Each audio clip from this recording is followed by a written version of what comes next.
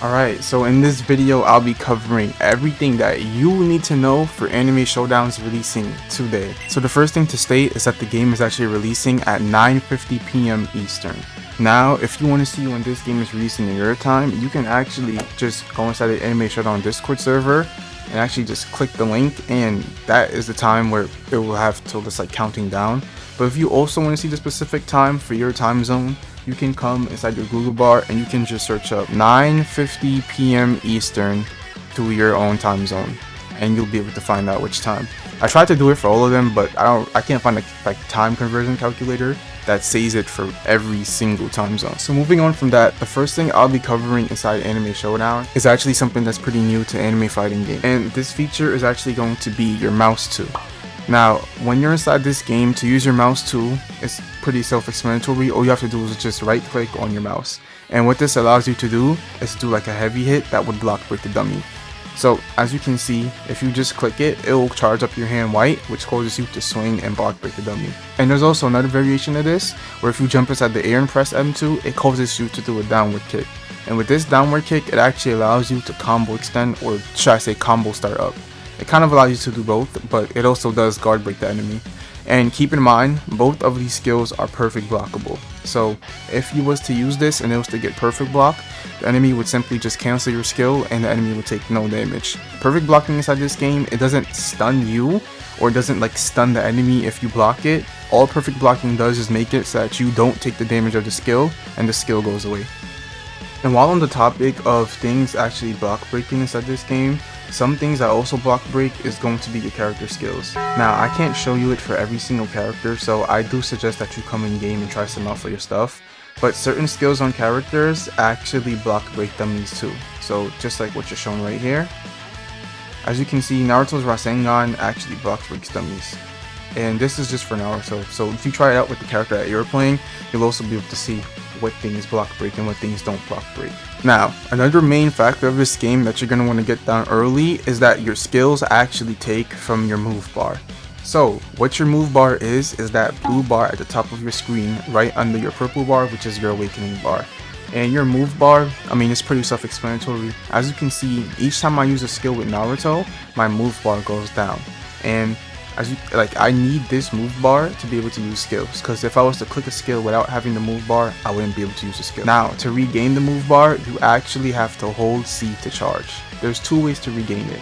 You can hold C to charge, just like what I just stated, or you can actually M1 something and your move bar will go up itself. So it's up to you which way you want your move bar to go up, but no matter the way that you get it up, just know that you're going to need it to be able to use your skills at all. And depending on the character, certain skills will take more from your move bar. So if you was to use Jotaro and use Time Stop, it would take half your move bar, versus if you use Naruto and you use something like Toad Water Pistol. Moving on from your move bar, another bar that's also going to be important and new inside this game is actually going to be your evasive bar. Now, your evasive bar is the little silver bar at the bottom of your screen, and what this bar does is that it allows you to escape a combo. It's exactly what it states. It's an evasive bar. To use this bar, you have to click R once, and once you click R, you'll go into a temporary iframe animation where you're invisible and you can't take any damage. It's probably like 2 to 3 seconds, and when you're inside this animation, you can press it when you're inside stun, so you don't take any damage at all, and it allows you to get out of combos. And you can also press it to avoid some skills, but it's essentially an evasive bar. And one thing to note about this bar is that the only way to get it up is to actually get hit yourself. This bar does not go up if you're hitting people. The bar only goes up if you're getting hit yourself, so keep that in mind. And another important thing to note about this bar is that if you was to press R and then go to M1 right after you're done pressing R, your evasive bar would come off. So pretty much it would just cancel it out, which means you wouldn't get the full time of you having iframes if you was to M1 the second you're done pressing R. Now, the next bar I'm talking about is actually going to be this bar to the left side of my screen, which is the little light orange one. Now, this does not apply for every character, but just in case you have certain characters that do have 2 awakenings, there's going to be a little orange bar or just another bar at the left side of your screen. And how this bar goes up is simply by you M1ing. And it's the same thing for the purple bar at the top of your screen. Both of these bars go up by you M1ing something, and some characters may have skills to increase it themselves. For example, Naruto having Sage Chakra Mode, where he spawns Shadow Clone that increases his Sage Mode bar. And once these bars actually reach max, all you have to do to activate the mode is to just press the respective keys. And typically for the side mode or the mini mode, it would actually be H, and for the main mode, it's actually going to be G to awaken it. And while on this topic, characters that have 2 modes do act a little bit differently. Now, when you're inside your base, you may have anywhere from 4 to 5 skills, it just depends on your character.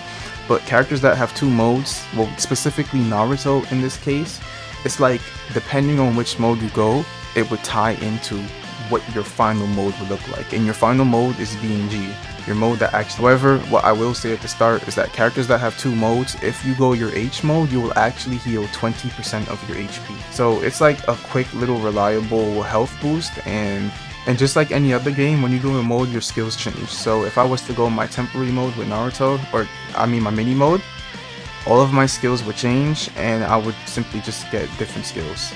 But the thing with Naruto specifically is that if I go my full mode right after this, there's going to be 2 different variations. Now, at the time of me recording this video, Naruto is the only character where if you go your mini mode, your main mode will be different. An example of this is right here. So I'm inside my Sage mode right now with Naruto, and once I press G to awaken, I'm actually going to transform into like the 4-tailed beast. When it was from Naruto was fighting Pain. So yeah, I actually transform into like a incomplete version of a tailed beast.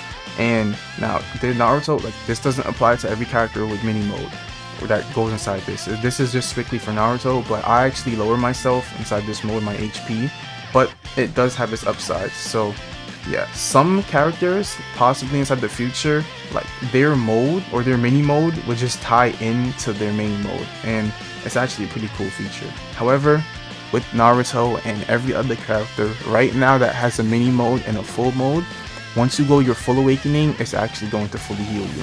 However though, with Naruto, if I was to go my full awakening without being inside Sage mode, it would actually put me inside like just the Jinchuriki Cloak mode. So yeah, Naruto is the only character that this applies to, but if you have a mini mode and a full mode, it's typically just a bonus on for your character, and it's really nice to have. But while on the topic of awakenings, if you press G with your awakening, you heal 100% of your HP, and you also heal 100% of your move energy. So it's just the blue bar up there.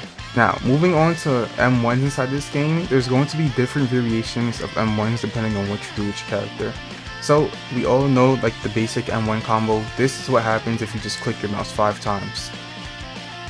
You simply do an M1 combo where you knock the enemy back.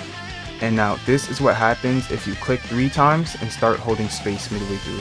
You actually do an up tilt and you bring your enemy up inside the air with you, which would allow you to combo extend if you want to, depending on the skill that you use. But something that's different about this game is that there's actually an in-air variation. So if you M1 and start holding space at the 4th one, jump and hold space again, you can actually up tilt inside the air, catch your enemy, and do a combo like that.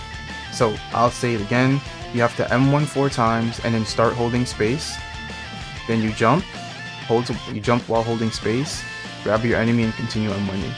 It's also inside the description of the game, and I'm pretty sure I'll have it up on the screen as I'm doing it. But yeah, that right there is an up tilt launcher for you to just do an in-ear combo, like another combo while you're inside. And another neat little trick is that if you do the combo where you up tilt and you click M2, it would actually down slam your enemy where you can combo extend right off of it. And it's pretty good. But you cannot do it twice, or just repeat it. And a quick note about this game is that not all skills are perfect blockable, and some skills can actually instantly break guard. Now, a character like Naruto, he's actually pretty interesting, so I do suggest that you come inside the game and try out what block breaks and what doesn't before you go and fight, and just start blocking things and assuming what you can block, what you can block. But a character like Naruto, so his Rasengan is actually pretty special. For the first 2 seconds of Naruto using Rasengan, you actually cannot perfect block it. However, after those 2 seconds, Naruto's Rasengan is able to be perfect blocked. So I'm going to show you my Rasengan on the perfect blocking dummy where I hit it before 2 seconds pass, which means they won't be able to perfect block it. However, if I use Rasengan again and 2 seconds do pass, the skill will actually be able to be perfect block, just like this. And like I said before, perfect blocking cancels the skill for the person who used it, and it cancels it so that you don't take any damage at all. So it may be a little bit tricky, but I do suggest that you come inside the game and see which skills perfect block and which skills don't. And while on the topic of blocking and stuff, we'll actually move on to another main important part of this game, which is going to be super armor and hyper armor. Now, the first thing I will say initially is that super armor is when the character has like a little red tint around them. And what super armor does is that it only absorbs 50% of the damage versus the 100% on non-armor breaking moves. So, a perfect way for me to show you this is if I'm just M1ing the dummy. If I'm M1ing the dummy, since my M1s don't block break, the dummy's actually only taking 50% of the damage from my M1s. So inside the real game, how this would look is that if the player is using a skill that has super armor and I'm M1ing them, or using a skill that doesn't block break them, they would only be taking 50% of what I'm doing, and their skill will continue going on because they do have super armor. However, if I do use a skill that does break super armor, then the super armor will break and the enemy skill will be cancelled. And a little tip is that if you have a skill where you're glowing red, it most likely does break super armor. So for example, you see how Naruto glows red while using Toad Water Pistol? It actually broke super armor. And it's the same thing as if I was to use Rasengan. That would also actually break super armor as well. Now, the opposite of super armor is actually going to be hyper armor, where you just have complete immunity to everything, except skills that break hyper armor.